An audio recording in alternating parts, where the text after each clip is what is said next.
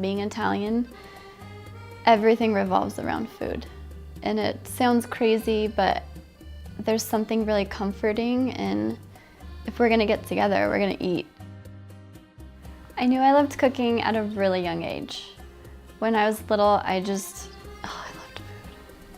But as I started getting older, I realized it was becoming a deep passion. My parents asked me where I wanted to go to college, and I said I wanted to go to culinary school, and they were like, "You're crazy. That's not a life that you want as much as you love cooking. I don't think that's what you want." And I knew they were wrong. So I decided to go to a regular college, and while I was there, I found things that were interesting, but never anything that moved me or that made me feel like I want to do this for the rest of my life. And so 2 years in, I called my mom and I was like, "I'm coming home. I want to do it. I want to go to culinary school." And she was like, "Okay, that's what's gonna make you happy." And I went to culinary school, and not for one day did it ever feel like I was going to school. I graduated at the top of my class, and I was the nerd. The first one into class and the first one raising my hands, asking questions, and it changed my life, and I don't regret it for a second. Right now I'm about to open a new restaurant in Boulder, Colorado, and it's going to be called Via Perla, and it's obviously Italian. But I'm really excited. I'm going to be the sous chef there, and I think really great things are about to come from it.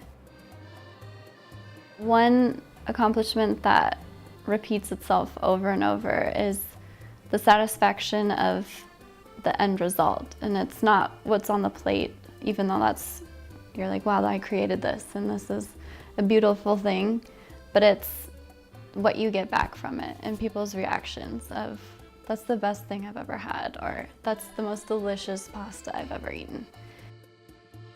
With pasta, it's also an art where you have different equipment that you get to use. It's really delicate because it's so small, and you're making every individual little piece of pasta by itself. And I think that one little tortellini or that one little gnocchi, if it falls on the floor, you're like, that took a long time, you know?